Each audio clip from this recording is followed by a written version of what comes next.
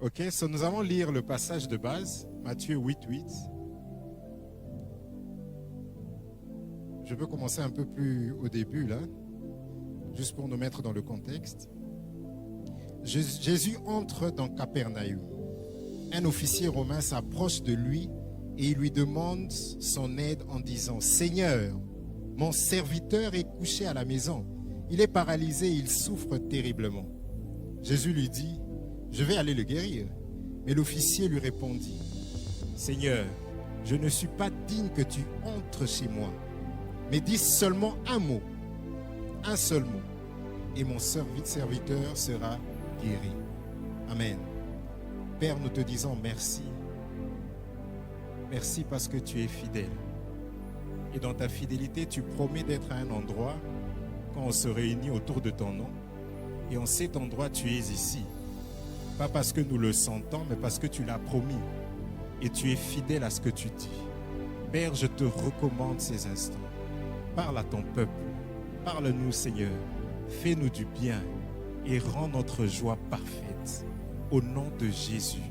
Laisse que ta sagesse parle. Au nom de Jésus. Amen. Il y a un verset que j'aimerais lire rapidement. C'est dans Proverbe 16, le verset 1. La Bible dit, les hommes forment des projets. Amen. Ils font beaucoup de projets. Mais c'est le Seigneur qui a le dernier mot. Amen. Le Seigneur a le dernier mot. J'aimerais parler de 3 points. Parce que c'est un mois de prière et nous allons prier. Amen. 3 points, juste 3 points. Le premier point, j'aimerais qu'on parle de l'importance du dernier mot. Amen. C'est important de savoir à quoi ça sert ce dernier mot. Amen. Pourquoi je dois attendre ce dernier mot? Qu'est-ce que ça m'apporte? Qu'est-ce que ça change? Si déjà on a tout essayé, qu'est-ce que ça change? Quelle est l'importance de ce dernier mot? Amen. Et la deuxième chose, nous allons parler de la nature de celui qui détient le dernier mot. Amen. Ah, il est important parce que l'impact de ce dernier mot dépend de la nature de celui qui a ce dernier mot. Amen. Alors nous allons parler de sa nature. Et puis finalement, nous allons finir avec une position à laquelle nous attendons, dans laquelle nous attendons ce dernier mot. Comment est-ce qu'on doit se positionner pour recevoir, pendant qu'on attend ce dernier mot? Amen. Les 3 choses. Et dans ces 3 choses, nous allons ouvrir des petites parenthèses, mais ces parenthèses vont nous garder dans les 3 points. Amen.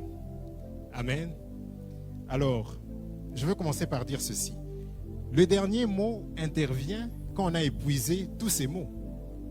Amen. Quand on a essayé toutes choses, toutes les tentatives, toutes les méthodes. Amen. Ça n'a pas marché. Alors on se retrouve à un niveau où on a besoin d'un dernier mot, d'une conclusion, quelque chose qui peut quand même donner encore de l'espoir. Amen. On a tout essayé. Amen. Tout essayé. Et je suis sûr qu'ici, pendant cette année, on est dans des domaines différents. Hein. Sûrement, il y a des businessmen, il y a des... Je sais qu'à Kinshasa, il y a beaucoup de businessmen, women. Alors, on a essayé dans les affaires, on a essayé dans le mariage, on a essayé dans beaucoup de domaines, on a essayé. Amen. Et on arrive à un point où peut-être que ça n'a pas encore marché et on a tout épuisé. Et maintenant, on a besoin d'un mot. Quelque chose qui peut encore te donner de l'espoir. Amen. Quelque chose qui peut encore restaurer. Amen. Le dernier mot. Ce dernier mot a un caractère arbitraire, je dirais. Amen. Parce que ça dépend, ce dernier mot dépend de la volonté de l'arbitre. Amen. Donc, ce n'est pas trop lié à l'observation des règles. Non. Ça dépend de l'arbitre. Au tribunal, on appelle ça le verdict, on appelle ça la sentence. Hein, en droit, okay, vous avez fait des procès et tout. Ça allait d'une certaine façon, quelquefois pour cette partie, quelquefois pour l'autre partie. Mais finalement, le juge, les magistrats décident le dernier mot. Amen. Et quelquefois, vous pensez que ça irait dans cette direction, mais ça va dans l'autre direction. Amen. Et même dans le sport, okay, il y a le dernier coup de sifflet. Amen. Et ce dernier coup de sifflet là, que ça trouve, donc ton ballon doit être dedans. Amen. Si on a sifflé avant que le ballon entre, bon, peut-être l'arbitre peut décider. Amen. Mais le dernier sifflet, là, le dernier coup de sifflet, c'est l'arbitre. Amen. C'est l'arbitre qui décide. Donc c'est quelque chose, quelquefois, on se bat et on essaye de s'analyser soi-même pour se dire, ah, bon, après tout ce que j'ai fait, je mérite ça. Ou après tout ce que je n'ai pas fait, je ne mérite pas ça. Mais on oublie qu'il y a quelqu'un qui a le dernier mot. Et quelquefois, ce dernier mot ne dépend pas de toi. Amen. Il peut se décider de te faire du bien. Amen. Il peut le faire. Et ce soir, il va le faire. Au nom de Jésus. Amen. Vous savez, quand on est limité par les situations, les évidences, on devient faible. On perd la force. Et pour certains, on devient un peu complexé. Parce qu'on n'a pas certaines choses. On est limité par les évidences. On est limité par ce qui se passe. Amen. C'est un peu comme Ézéchiel. Je pense que vous connaissez l'histoire dans Ézéchiel 37, verset 1. Est-ce qu'on peut lire ensemble?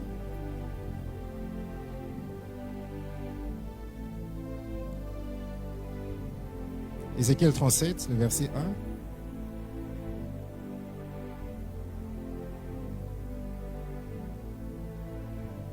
Ok, je veux trouver ça. La main de l'Éternel fut sur moi, et l'Éternel me transporta en esprit et me déposa dans les milieux de la vallée remplie d'ossements. Il me fit passer auprès d'eux, tout autour. Il me fait un peu le tour là pour regarder. Après, j'observe qu'ils étaient fort nombreux et qu'ils étaient complètement secs. Amen. Donc le Seigneur prend Ézéchiel, l'emmène dans une vallée. Ok, il l'emmène dans une vallée et il le fait observer l'état désastreux de cet endroit. Il lui montre, il lui fait tourner, il lui fait faire un tour. Regarde comment c'est pas beau. Regarde, c'est fini. Regarde un peu les ossements desséchés. Amen. Et la Bible dit qu'ils n'étaient pas seulement nombreux, mais ils étaient complètement desséchés, complètement secs. Amen. Vous savez, quelquefois, vous pouvez avoir 1-2 problèmes, mais ces problèmes sont très, très mauvais. Il y a d'autres personnes qui peuvent avoir beaucoup de problèmes, mais chaque problème, quand même, ça passe. Ok, quelquefois, on se réconforte, on se compare un peu aux autres, et on se réconforte, on se dit que moi, au moins, bon, j'ai 2 problèmes. Mais lui, oui, on se compare. Amen. Parce qu'il y a la qualité, l'état, il y a aussi la quantité.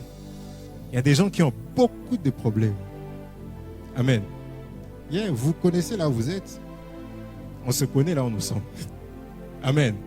Beaucoup de problèmes. Pendant que je parle, tu peux faire une introspection. Regarde l'année 2020. Regarde un peu les problèmes.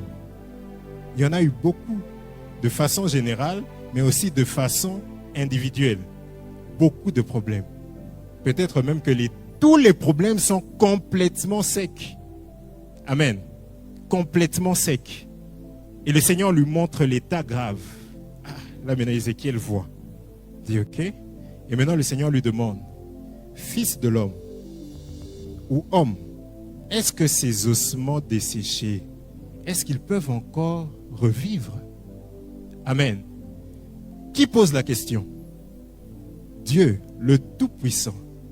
Et il pose à qui? À Ézéchiel. Mais non, il appelle fils de l'homme. Vous savez, il ne mentionne pas Ézéchiel. Il appelle fils de l'homme. Pourquoi il appelle fils de l'homme? C'est parce qu'il veut ressortir la nature limitée de l'homme. Amen. Ézéchiel en hébreu veut dire force de Dieu. Alors il ne pouvait pas l'appeler d'abord Ézéchiel.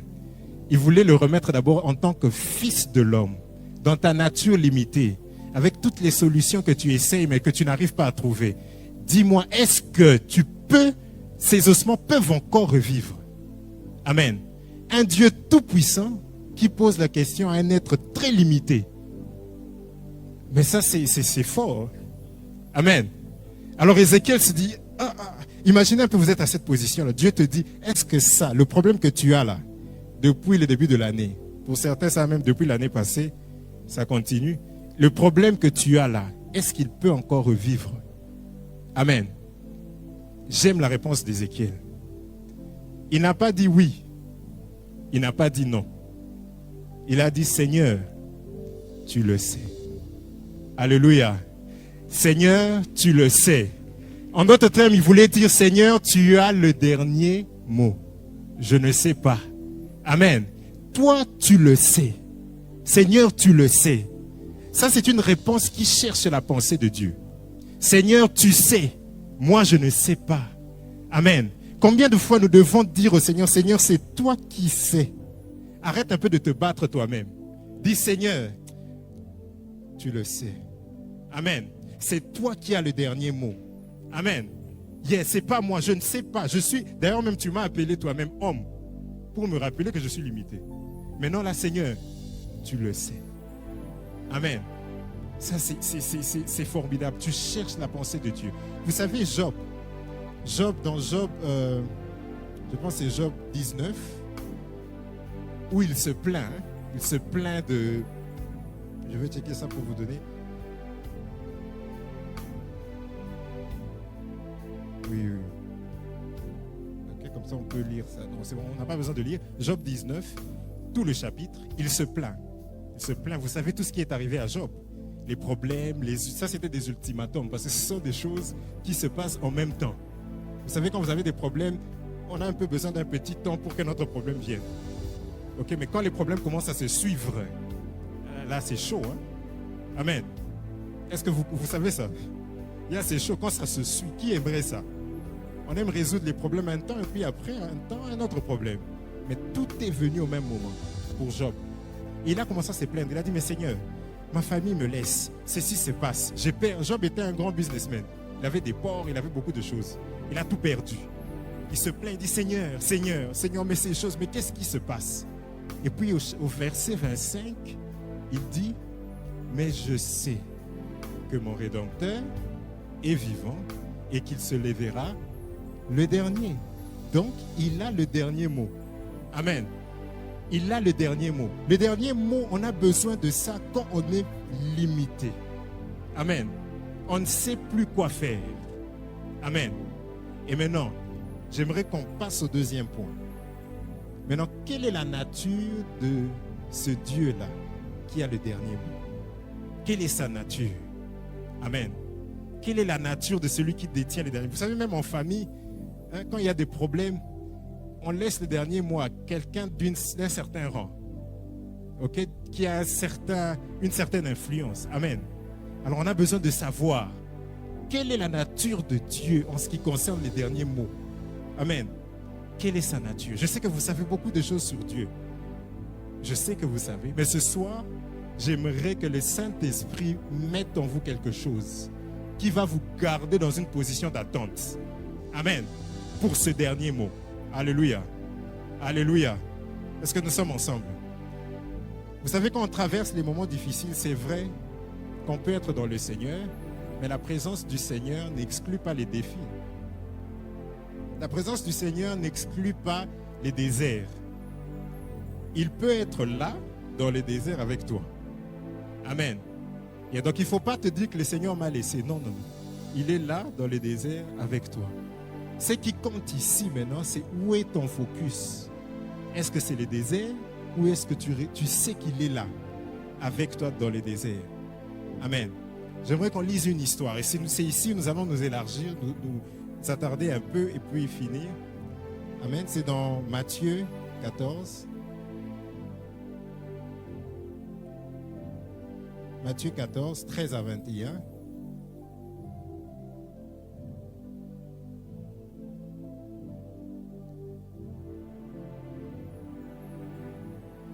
Ok, on se sent à l'aise. Ouvrez vos Bibles et lisez avec nous.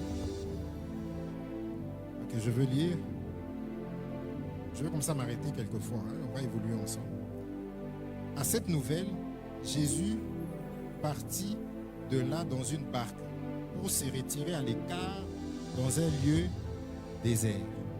Et la foule l'ayant su ou l'ayant vu, sortit des villes et le suivit à pied.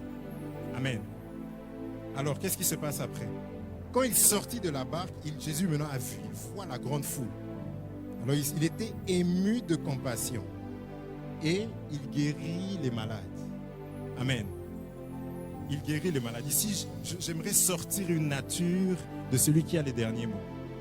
Amen. La Bible dit, si vous lisez un peu plus haut, il venait d'apprendre que Jean-Baptiste était mort. Que Jean-Baptiste, son cousin, son cher cousin, était décapité. Alors Jésus était un peu abattu. Okay? Il voulait se retirer quelque part de désert, quelque part il pouvait être seul. Ça nous arrive tous. Amen. Parce que Jésus était 100% homme, 100% Dieu. Amen. Alors il voulait se retirer un peu comme tout le monde. Si tu apprends quelque chose, une triste nouvelle, tu vas vouloir un peu te retirer, un peu méditer. Amen. Et en ce moment-là, tu n'aimerais pas trop qu'on te dérange. Tu aimerais un peu être seul. Mais regardez la nature de notre Sauveur. Il est choqué, il veut se retirer un peu. Et puis la foule le suit. Amen. Si c'était toi ou moi à sa place, toi-même tu as d'abord des problèmes, on vient te dire, on vient te donner une mauvaise nouvelle, et puis les gens encore te suivent. Ils veulent quelque chose de toi, parce que la foule connaissait que Jésus a la solution. Amen. Donc il fallait le suivre. Maintenant imagine un peu, toi tu as tes problèmes, et puis les gens encore te suivent. Qu'est-ce que tu vas leur dire? Amen. Non mais donnez-moi un peu de temps, s'il vous plaît. Vous aussi, donnez-moi un peu de temps. Amen. C'est comme ça qu'on va réagir en tant qu'homme. Amen. Mais qu'est-ce qui se passe avec Jésus? Il regarde et les gens le suivent. La Bible dit, il les regarde et dans sa douleur là-bas, lui, il est encore ému de compassion. Amen. Donc il a oublié ce qui le dérangeait. Maintenant, il est ému de compassion. Ça, c'est une nature de celui qui a les derniers mots. Un Dieu plein de compassion. Amen. Il est plein de compassion. Alléluia. Yes. Donc, quelquefois, on pense que Dieu est occupé avec d'autres personnes et il t'a un peu oublié. Non. Amen. Il gère toutes choses. Il a le monde entre ses mains. Donc, il ne peut pas t'oublier. Donc, tous les détails de ta vie. Amen. Il connaît et il gère. Un Dieu plein de compassion. Il s'arrête, il dit non, je dois leur faire du bien. Et il guérit tous les malades. Amen. S'il y a une nature de Dieu à laquelle tu dois t'attacher pour ces derniers mots, c'est un Dieu plein de compassion. Amen. Tu dois lui rappeler, tu dis Seigneur, tu es plein de compassion. Alléluia. Il ne tient pas compte des choses qui te disqualifient. Il est plein de compassion. Amen. Il n'est pas trop occupé pour s'occuper de toi. Il est plein de compassion, plein d'attention. Amen. C'est ce Dieu-là. Il a cette nature. Et puis regardez ce qui se passe après. Alors il guérit tous les malades. Ok? Et maintenant, le soir étant venu, les disciples s'approchèrent de lui et dirent, Seigneur, ce lieu est désert. Renvoyons la foule. Ce lieu est désert et il fait tard. Renvoyons la foule qu'ils aillent chercher à manger. Amen. Ah mais c'est intéressant. Alléluia. Les disciples, les gens qui étaient avec Jésus pendant très longtemps. Enfin, je pense que même avant ça, ils ont eu à expérimenter certains miracles que Jésus avait fait. Et maintenant là, ils voient le problème et ils deviennent des logiciens, des méthodistes. Amen. Dans la méthode. Et ils commencent à créer une logique. Ils disent, Seigneur, ça c'est raisonnable. On ne peut pas les garder. Les Kinois allaient dire, Bana Batubako Koufa. Tinda Bangoba Kendolia. RSI. Et les Kinango Tinda Bango. Ça c'est les raisonnements. Et c'est raisonnable. Amen. Maintenant, les disciples, eux qui ont expérimenté des choses. Et quelquefois, on se retrouve aussi maintenant avec des pasteurs qui utilisent la logique. Il dit, ok, mais le temps est déjà passé. Amen. Les choses sont déjà compliquées. Allons-y d'abord. Cherchons une autre solution. Amen. On utilise la logique. Mais non, regardez. Ils veulent envoyer ces gens là-bas pour deux raisons. Premièrement, le temps. Et deuxièmement, la circonstance. Amen. Le temps, il se faisait tard. La circonstance, l'endroit était désert. Amen. Alors ils envoient maintenant pour régler ces deux problèmes. Vous savez que le temps et la circonstance, ou les circonstances, sont deux éléments qui nous stressent dans la vie. Il n'y a pas autre chose. Tout se retrouve dans le temps et dans les circonstances. Amen. Réfléchissez, vous allez voir, il n'y a pas autre chose. Amen. Le temps et les circonstances. Le temps, ça nous donne c'est comme si ça crée une échéance. Ça crée une durée. Et si les choses ne se passent pas dans cette durée, on devient stressé. Quand on a des projets, on le fait dans le temps. Tu avais prévu te marier à telle année, à tel moment, tu avais prévu avoir un enfant à tel moment, tu avais prévu avoir ce business devait marcher. Vous voyez un peu toutes ces choses dans le temps. Et quand ça ne marche pas, on devient stressé. Amen. On devient stressé. Et maintenant, les circonstances. Les circonstances, ce sont des événements. Une particularité dans les événements. OK? Vous savez, quand on écrit un test ou quand on fait... on passe un examen, on est aussi buté à deux choses. Le temps et l'événement. Amen. C'est soit le test, l'événement en soi est très difficile, ou bien le temps est très court. Mais dans tous les cas, ça va affecter ta performance. Amen.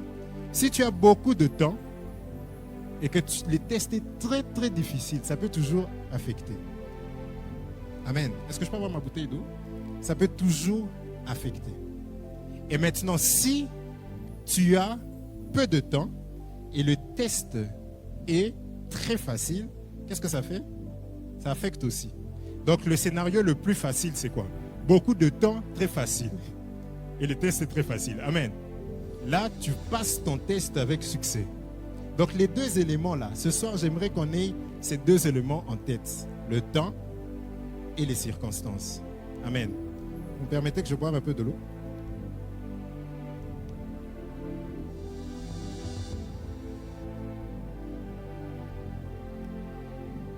Alléluia.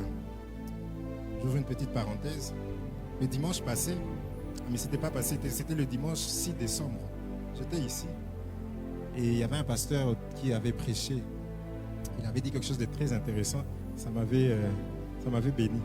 Il a dit, quand vous entrez à cet endroit, c'est là où le verset qui dit que dans son palais, tout s'écrit gloire. Amen. Ça se réalise en cet endroit. Et pendant que je chantais de boire de l'eau, je vois comment l'église est très belle. Alors je bénis Dieu pour l'excellence dans cette maison. Amen. Il est important pour nous d'apprendre de nos pères qui sont excellents. Amen. Nous bénissons Dieu pour cela. Les temps et les circonstances. Deux éléments qui stressent. Le temps et les circonstances. Alors ils disent, ok, Seigneur, laisse-les partir, il fait tard. Et là-bas, ils pourront trouver de la nourriture. En d'autres termes, ce qu'ils disaient à Dieu, c'est quoi? Il y a un endroit où toi, tu n'es pas là. Mais cet endroit-là est fructueux. Il y a aussi un endroit où toi, tu es là. Mais ce n'est pas fructueux. C'est désertique. Amen. C'était ça la logique des apôtres. Amen.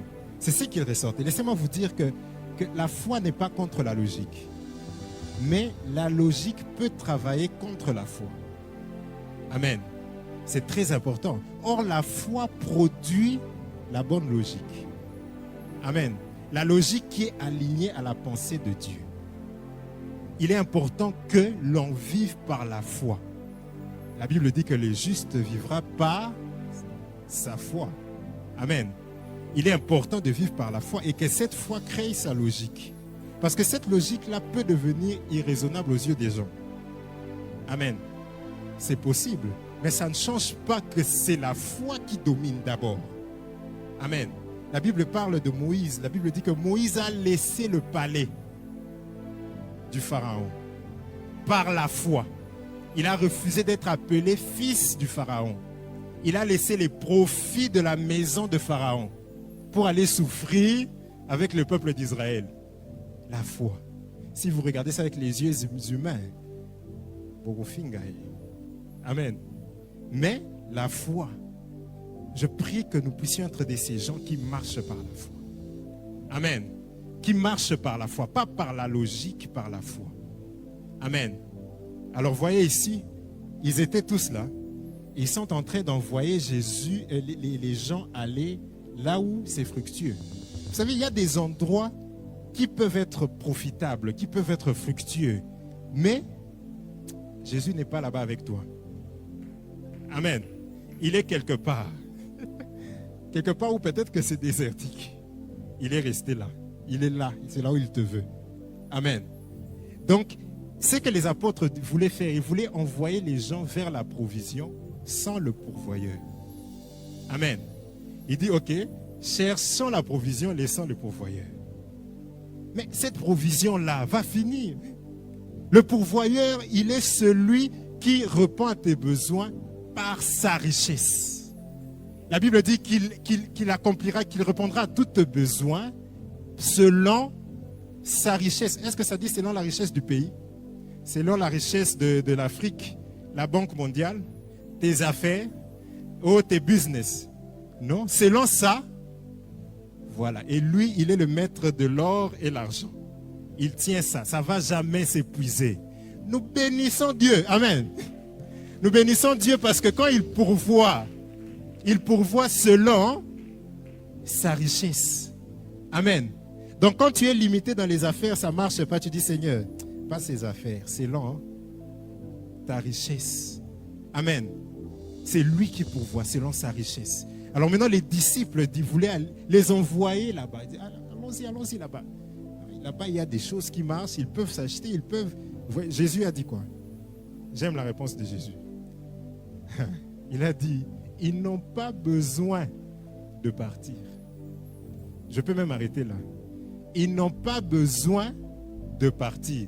Il y a une version anglaise que j'aime qui dit, ils n'ont pas besoin de bouger. Amen. Ce problème-là, je te dis ce soir, Jésus te dit, tu n'as pas besoin de bouger. Amen. Tu n'as pas besoin de t'agiter. Amen. Ce dont tu as besoin, c'est de savoir que tu as le pourvoyeur. Peu importe où tu te trouves, tu as le pourvoyeur. Ce qui fait ta différence, c'est ce que tu as. La personne qui est avec toi. Tu as le pourvoyeur. Amen. Il est avec toi. Donc tu n'as pas besoin de bouger. Tu n'as pas besoin de t'agiter. Dis à ton voisin, tu n'as pas besoin de bouger. Tu n'as pas besoin de t'agiter. Amen. J'aime le Seigneur. J'aime le Seigneur. Et là, les disciples disent, oh, sûrement ils sont réfléchis, mais qu'est-ce qui va se passer ici? Comment on ne peut pas bouger? Ici, il n'y a rien. Et Jésus dit, qu'est-ce que vous avez? Et il montre, ils ont tel que tant de poissons, autant de pain. Il dit, ok. Alors, maintenant, c'est tout ce que vous avez. Vous connaissez l'histoire. Jésus a prié, il a multiplié. Amen. Il a multiplié du peu qu'il y avait. C'est ce qui fait la différence quand on est dans un endroit désertique, mais avec Jésus. Il utilise le peu que tu as. Amen. C'est sa présence qui rend les choses fructueuses. Amen. Donc, ne t'agite pas. Sois seulement conscient de qui est avec toi. Amen. Tout ce que, vous savez, notre problème en tant qu'enfant de Dieu, on oublie seulement qui est avec toi. C'est tout. C'est tout. C'est ce qu'on oublie. La Bible dit dans Genèse 39 que Dieu était avec Joseph. Et Joseph était prospère. Amen. C'est tout. On ne dit pas qu'il y avait ceci, il avait... Non. Dieu était avec Joseph et Joseph était prospère. Amen. Il est entré dans la maison de Potiphar. Même Potiphar, le païen, a vu que Dieu est avec ces jeunes. Amen.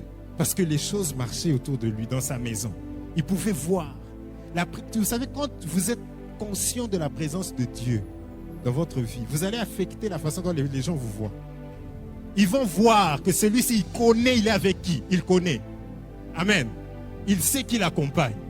C'est tout ce dont nous avons besoin. Vous savez, la Bible dit, quand vous entrez dans ma présence, quand vous vous approchez, croyez d'abord que j'existe, que je suis là. Amen. Il confirme d'abord que Dieu est là.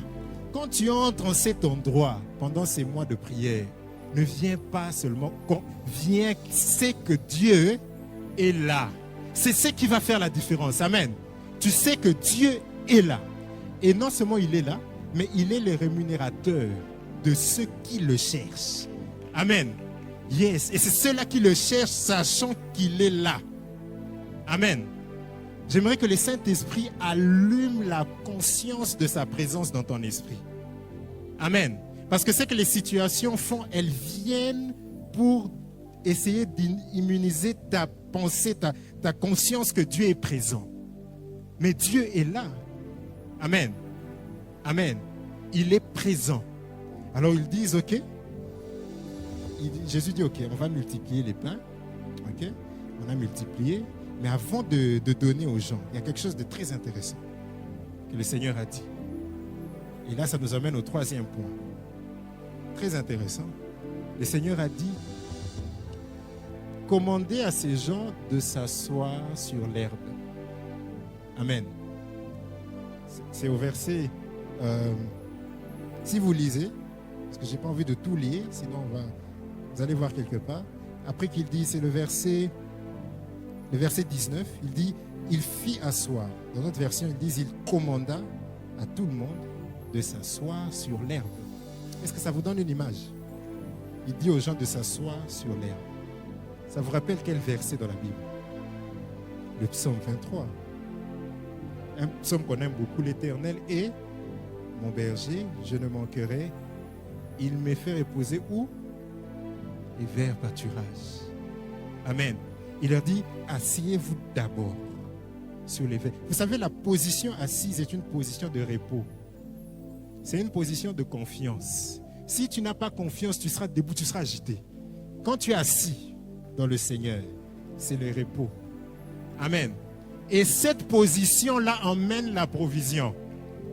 Amen. D'abord la position, ensuite la provision. Il dit, asseyez-vous. Soyez calme. Amen. Le Saint-Esprit dit à quelqu'un, sois calme. Amen. Sois calme, ne t'agite pas. Amen. Ne t'agite pas, sois calme. Il connaît cette situation et il veut te donner dans le repos. Pas dans l'agitation, dans le repos. Amen. Alors, il leur dit, asseyez-vous. Et ils se sont assis et c'est là où il pourvoit. Amen. J'aimerais revenir un peu et toucher, avant que je continue, toucher encore un petit point de la conscience, quand on a la conscience de la présence de Dieu. J'ai parlé de Joseph et j'ai dit que dans Genèse 39, la Bible dit Dieu était avec lui, il était prospère. Et là, je vais toucher un peu l'attitude d'une personne qui est consciente de la présence de Dieu. Si vous regardez dans le même chapitre, vous allez voir que Joseph était tenté par la femme de Potiphar. Amen. J'ai aimé la réponse de Joseph, c'est plus bas. Vous allez voir, Joseph a dit, comment je peux faire un tel mal et un tel péché à qui? À Dieu. Amen. Donc il était conscient de ce qu'il peut faire à Dieu. Il a même laissé un peu le maître. Il a dit, oui, c'est vrai, le maître m'a donné tout ça, mais comment je peux faire un tel mal? Il n'a pas dit à mon maître. À qui? À Dieu. Est-ce qu'en ce moment-là, la loi de Moïse était sortie? Non. C'était avant la loi de Moïse. Mais lui, il avait déjà la loi en lui. Parce qu'il avait la présence de Dieu. Il était conscient. Amen. Quand tu es conscient de la présence de Dieu, on ne va pas t'enseigner la loi. Cette loi sera imprégnée en toi. Alléluia. Ça sera en toi. Donc toi-même, tu vas commencer à éviter certaines choses. Parce que tu connais que tu as Dieu en toi. Amen. Et tu sais ce qu'il aime et ce qu'il n'aime pas. Parce que tu es conscient de sa présence. Amen. Amen. Dis à ton voisin, sois conscient de la présence de Dieu. Amen. Alors, ça c'est le troisième point. J'étais dans le troisième point. Je reviens. Donc, il se sent assis. Alors, la position dans laquelle on reçoit le dernier mot, on reçoit la provision, le secours, c'est une position de repos. Amen. Pas d'agitation, de repos. La Bible dit que nous sommes ressuscités et assis avec Christ dans les lieux Nous ne sommes pas debout. Nous sommes assis avec Christ. Amen. C'est la position de repos. Et puis Psaume encore vient, il dit, assieds-toi jusqu'à ce que je fasse de tes ennemis ton marchepied. Amen. Reste assis. Alléluia. Ne t'agite pas, sois assis. C'est la position que nous avons dans le Seigneur. Une position de confiance, une position d'assureté, d'assurance. Amen. On n'est pas agité, on est calme dans le Seigneur. C'est ce qu'il veut que nous, c'est l'attitude, la position qu'il aimerait qu'on ait pendant cette fin d'année. Quand tu pries, prie dans le repos. Quand tu fais tes petites affaires, fais-les dans le repos. Ce repos-là, ce n'est pas toi qui deviens fainéant. Non, c'est toi qui deviens conscient de la présence de Dieu. Amen. Parce que tu continues à travailler, mais avec l'approche qui a changé. Là, maintenant, tu es conscient de la présence de Dieu. Et tu le fais maintenant dans le repos. Parce que tu sais que c'est lui qui pourvoit tes besoins. C'est selon sa richesse. Amen. Une position dans le repos. Une position calme. Amen. Maintenant, je reviens à une nature que je n'ai pas dite. J'ai parlé des temps et des circonstances. Vous avez lu Daniel 2. La Bible dit, Daniel fait sa prière. Quand le Seigneur lui a donné le rêve à révéler à qui ça, au roi Nebuchadnezzar, Daniel fait la prière, il dit, Seigneur, tu es le maître des temps et des circonstances. Deuxième nature. Dieu, c'est lui qui a les derniers mots. Il est le maître des temps et des circonstances. Donc ça veut dire qu'il peut changer le temps en ta faveur. Il peut changer les circonstances en ta faveur. Amen. Il est le maître des temps et des circonstances. C'est le Dieu qui a le dernier mot. Donc raison de plus encore pour être dans le repos. Amen. Pour attendre dans les repos. Le maître des temps et des circonstances. Vous savez, quand vous faites un examen, il y a 3 scénarios. Quand vous venez, vous ne connaissez pas qui a écrit l'examen, vous ne connaissez pas qui est l'auteur, alors vous allez vous fier à vos propres habilités. Parce que vous allez vous dire, ok, bon, il va corriger, et puis si j'ai bien travaillé, il va me donner, je vais réussir. Ça, c'est le premier scénario. Le deuxième, tu viens, mais tu connais que celui qui a écrit l'examen, là, il est contre moi. Là, maintenant, tu ne te fies même plus à tes habilités. Tu commences à paniquer. Tu sais, gars, il est contre moi. Donc, tu essayes seulement. Troisième scénario. Maintenant, tu écris l'examen. Et ça, c'est toi. Amen. Tu écris l'examen. Tu sais que c'est lui qui a composé cet examen. Il est là, avec toi, et il est pour toi. Alléluia. Il est pour toi. Amen. La Bible dit, si Dieu est pour toi, qui sera contre toi? Qui sera contre toi? Vous savez, ce mot-là, qui m'avait un peu dérangé. Parce que je m'étais dit, ah, qui? Donc ça veut dire seulement une personne. Alors, que dire des circonstances? Parce que si les personnes ne peuvent pas être contre moi, alors peut-être les circonstances. J'ai cherché ça. Je suis allé chercher ça en grec, en hébreu. J'ai cherché et j'ai trouvé le mot qui se traduit par tis. Et tis veut dire qu'est-ce qui. Ça implique et les hommes, et les circonstances, et les événements, et n'importe quoi, même tes efforts. Amen. Ça implique toutes choses. Amen. Qu'est-ce qui peut être contre toi si Dieu est pour toi? Donc, c'est lui qui est le maître des temps et des circonstances. C'est lui qui est un Dieu plein de compassion. C'est lui-là qui a le dernier mot. Il n'est pas seulement avec toi, mais il est encore pour toi. Amen. Dis à ton voisin, Dieu n'est pas contre toi. Amen. Il est pour toi. Amen. Il est pour toi. Vous savez la confidence qu'on a quand on sait que la personne la plus forte est pour moi. Amen. Mais c'est fini. Donc tu peux pas te positionner là devant un combat là comme si c'est toi qui vas te battre. Amen. Mais c'est pas toi. Tu sais seulement qui est avec toi et qui est pour toi. Amen. Le Seigneur est avec toi, mais il est aussi pour toi. Amen. Le Seigneur est pour toi. Il marche avec toi. Et sa présence te rend prospère. Alléluia. Sa présence dirige tes pas. Sa présence dirige tes décisions. Alléluia. Ça, c'est le Seigneur que nous servons.